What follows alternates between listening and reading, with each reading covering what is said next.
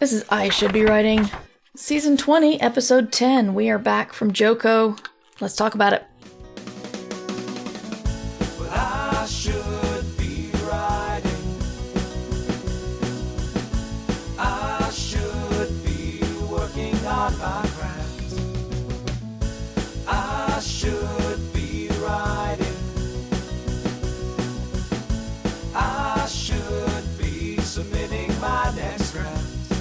But I'm sitting home watching Doctor Who.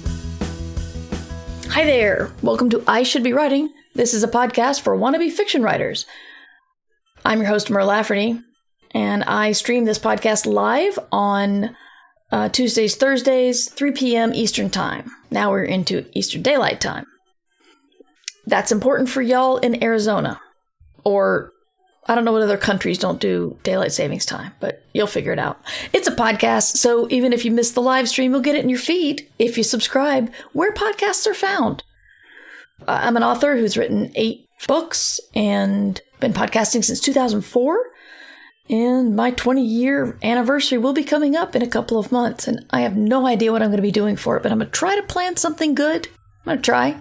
I have not been writing lately. Actually, I did write one day, because I'm back from the JoCo cruise, and seeing as how I live in a little insular nerd world, I'm always surprised when, I know regular people don't know what the JoCo cruise is, but then I get surprised when other nerds don't know what the JoCo cruise is. So, Jonathan Coulton is a amazing musician. He is an old-timey podcaster. He started back around the time I started, almost 20 years ago. And he did what he called his thing a week, where he did a song a week. They were really good songs, like Skullcrusher Mountain. Why can't I think of any other names? Chiron Beta Prime, that's one of my favorites. Sibling Rivalry, which is a weird experimental thing that always just, I loved. He cut a bunch of George W. Bush quotes into a song once. And then he moved on to write the theme songs for Portal and Portal 2, the video games. And then he got a job on the NPR game show Ask Me Another, I think, is what it's called. Anyway, but what he started to do, I think in 2013, was get a bunch of people together and go on a cruise together. And there he performs and he brings other performers in to do cool stuff. And if you know about the cruise and you're a gamer or a musician or an author in the nerd circles, you want to be invited. I got invited a couple of years ago, and it was really hard decision, but I decided to say no because of COVID. I didn't want to, but we've been trying to be really careful. And getting on a cruise ship did not sound like a careful thing. Although I do think that nobody got COVID that year. They were very strict with their precautions. But this year I was invited. So I've never been on a cruise before. So you might be hearing some of this and go, yeah, Mer, that's how it goes. But I didn't have anybody else telling me, here's your cruise 101. So first I'll talk about the actual Jonathan Coulton part of it. When I told my friends I was going on a cruise, on the JoCo cruise, they all said, cool, where are you going? And my response was, I don't know. Going to a place is not the point of being in a JoCo cruise. I want to be on the ship where people are gaming and having concerts and all that stuff. I eventually found out we went to Grand Turk, the Bahamas, and Half Moon Bay. On the cruise included Paul and Storm, who are a comedy duo that have been running the JoCo cruise since the beginning, I believe. Some people I did not know. I'm going to forget or mess up son. Jean Grey, Grae, was a kind of understated, really funny musician. During the opening concert, she sang a song about stop putting sunglasses on the sun. And then she explains why it's ridiculous to put sunglasses on the sun. On the nerd side, we had that bronze girl on Twitch, who I bonded with at the very end of the cruise, which was kind of bad, but she did run a D&D game at the beginning that I got to be part of, which was so much fun. Mark was from Drunk History, was there, and he played in the game with me. He turned out to be a gelatinous cube in a suit of armor, who was not very smart, but was the only one among us who was rolling well. Franck, who is half of James S.A. Corey, also known as the creator of the Expanse, was there, and he was supposed to be the charismatic one, and he kept rolling terribly.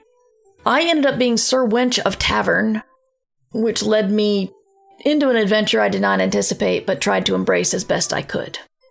So people like coming to see these things. Because the cruise has gotten so big, it's taken over the whole boat. There was nobody who was non-JoCo there. And so that meant that we were able to make all the restrooms genderless with, suggestions to just do your business and make other people feel comfortable. Also, people started putting things all over the walls. Posters, Post-its, and then after the RPG game, that's redundant, I'm very sorry. After D&D, we started getting propaganda posters because at the very end of our campaign, the gelatinous cube name of Glubs ended up being king. And so then we got gelatinous cube art on the ship. It was just weird. It was fun. Good weird. It's good weird. The thing that got me was how comfortable I was. I was a little intimidated being around the other performers, but sometimes if you're at a con, the attendees will either be too afraid to talk to the performers or will kind of storm in and crowd them and stuff. I don't think we had many people on our list who would actually cause the kind of attention that probably Neil Gaiman or They Might Be Giants would have. But still, all the performers there were nice. They completely were fooled by me and did not notice I was an imposter at all. And the attendees were universally nice. It was weird. It's a place where a lot of people are comfortable being themselves, wearing whatever they want. And that was really nice to see a lot of people comfortable, especially with all the crap going on in the world. And I totally forgot I left the music on, so for those of you listening in the feed, I'm sorry. There we go. I feel weird saying about what the people I hung out with, because I feel like it's name dropping. But I guess that's what this kind of thing is for. I didn't get a chance to spend as much time with John Hodgman as I'd hoped, but we did walk with the cartoonist Mari Naomi down the hall together towards celebrity karaoke. And we all decided we were walking down the hall like Spinal Tap. I don't remember how Spinal Tap walked down the hall, but I do have a picture of me and John and Mari and their spouse looking pretty excited and hyped up. And I will treasure that photo forever. Celebrity karaoke came, and almost everybody, hands down, were amazing performers. Tochi Onyebuchi, I apologize if I mangled your last name, Tochi. I'm really sorry. But Tochi was there, and he did, awesome rapping. I think he was doing something from a comedy rapper, but still, it was amazing. And Mari and I were just kind of like, well, we want to have fun, but we can't sing. So we both chose some punk rock. They did Blister in the Sun by the Violent Femmes, and I did Punk Rock Girl by the Dead Milkmen. And what I lacked in skill or any innate talent, I made up for in enthusiasm, apparently. So there at least was that. I spent a lot of time with John Scalzi and Chrissy, his wife, and Franck and his wife. And that was really nice. Both Chrissy and Janae are amazing. Karaoke isn't about being good, it's about having fun. Right you are. And we did. And I'll post a couple of pictures in the show notes. The Scalzies are among the nicest people I've met. Indeed, yeah. John is amazing. He's always been very kind to me. Chrissy is just a force of nature. Did Ursula chill and enjoy? Yes, Ursula was my +1 because my family could not make it. Neither my husband nor my kid. So I didn't want to go alone, so I invited Ursula. And the timing worked out really well because she just finished her cancer treatment. And so this was a nice celebration of that. So she didn't have to do anything, and she got to look at birds and drink mojitos. So, win-win. But I got to meet Oscar Nunez, and y'all know what a huge Office fan I am. And I really tried not to fangirl at him. I tried so hard. I also met Vico Ortiz, who I already wanted to watch Our Flag Means Death, but now I really want to watch it. They are very funny and very talented. Both can act and sing. I'm not going to give any details, but I realized sitting around with John and Franck and Ursula, the conversation turned to places that I had never been before. And I'll just say, like, on a level above, they're all levels of success, monetary success above me. I'm not putting myself down. This is just a math fact. And it was really interesting hearing them talk about various things. And I don't know why I brought that up because I can't really give you any details, but it was, I guess I've never been around that many best-selling authors at once who just are hanging out. That was interesting. Jasmine was awesome. Jasmine was our D&D GM, and she's That Bronze Girl on Twitch, and she's just very talented and very funny. And now I'm getting that itchy feeling of I'm forgetting something or someone. We saw whales. We went whale watching, and first we saw 2 whales, and I was just like, wow, 2 humpback whales, a mama and a baby, that's cool. And then they found 3 humpback whales, a mama, an escort, and a baby. And the baby seemed to like sort of standing on her head in the water and flapping her tail up and down. It was very silly. The scientists who were giving the tour were just like, we think she's playing, or maybe she's just trying to, learn about all the things her body can do. But it was very funny, and I got lots of good pictures of a whale tail just sticking up out of the sea. As I said before, I was not as interested in the excursions as I thought I'd be. Ursula got our whale watching experience as a thank you for me taking her on the cruise. And then I decided not to do an excursion the second day, which is good. And now I'm going to talk specifically about what I said the topic was about, which is imposter syndrome and emotions. I tell you guys that emotions don't necessarily reflect reality, right? Right? You guys remember that? You've heard me say this, right? Please.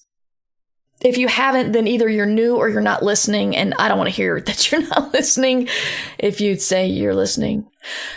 Anyway, we stayed up super late after karaoke. Drank more than I'm used to, not like a lot, but more than I'm used to. So I wanted to stay up late, spend time sobering up. And for the first couple of nights, I had trouble going to sleep on the boat. So that meant, slightly hungover and sleep deprived the next day. And I woke up feeling wretched. And I'm not saying like physically. I woke up just feeling like I was dirt. I didn't belong. My writing was crap.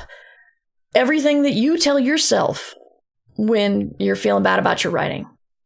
And the night before, I had been on stage and been very enthusiastic, and people were chanting my name at the end. Chanting people's names was like a thing they started really early on, so I was not alone in this. But, it wasn't an automatic thing, so it's like, it was very cool knowing that I suck at singing and still having people be enthusiastic. I mean, it was a love fest for everybody.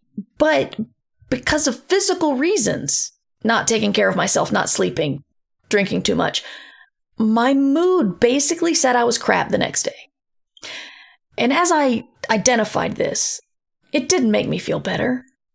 And I was lucky that it was an excursion day for everybody else. I decided not to do one. So a lot of people were off the ship. And I just stayed on and hung out in front of the pool all day. And thought about this.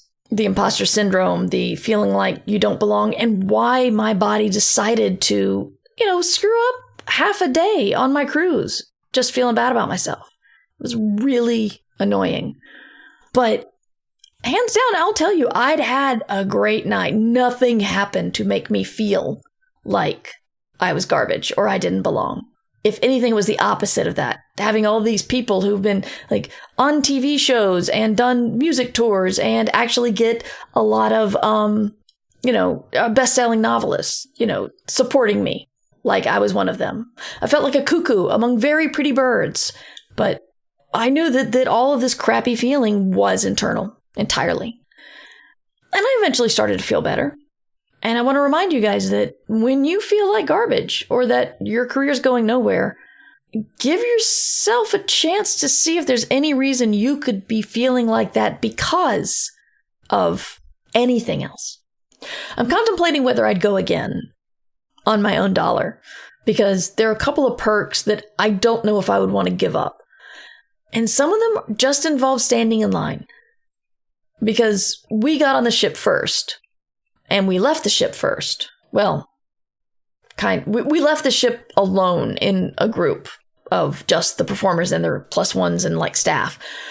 So when we got on board, we stood in an almost nothing line to go pick up our ship stuff. And then when the passengers started getting online, the line just started just going across the ship to wait in line to get all the stuff. When I got off the ship and looked at how they had set up the customs area, just a big warehouse, I'm like, oh, wow, there's going to be a lot of people coming off a ship who have to stand in these lines. I don't like that. I'm very picky about lines. If you make me stand in a line for something and it's something I have a choice about, I'm going to need to want it really bad because I would rather go do something else.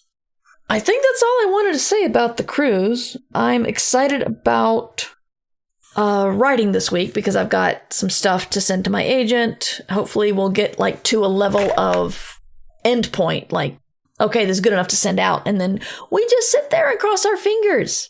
And I get to be with you guys who are waiting on submissions to come back. So we can just hang out and fret together. I want to celebrate 20 years of podcasting. I'm just not sure how. So, I don't know if I'm going to do some merch or merch is cool, only it's a lot of work on my end. And one thing I don't like about Patreon is they will take care of your merchandise for you if you want them to, but it requires you to change your level of the split of the money you get with them. And you pay for the item. So it's if you're going to be giving away a sweatshirt, you better make sure that you're getting more than what the item costs. Because otherwise, why do it? And you can't go back. It's a permanent change. So you guys know I'm really bad at making a decision. I've changed theme songs and logos of this podcast many times. Granted, it's been 20 years, but still many times. So yeah, I'm I don't know quite what to do there. But it takes everything out of my hands. But on the third hand, I don't have a lot of merch. But on the fourth hand, maybe I would have merch if it was entirely out of my hands. So I'm weighing a bunch of stuff. If you guys have an idea of what you would like to commemorate 20 years of podcasting, let me know. I'm curious. This Thursday, I'm interviewing Scott Alexander Howard, who's releasing his first book, The Other Valley. So how about this? I'm actually giving you coming attractions. It's I'm inching towards organization, even as entropy pulls me back. Thank you for listening and watching I Should Be Writing. You can see the live stream Tuesdays and Thursdays at 3 o'clock. You can get the blog and show notes at merverse.com.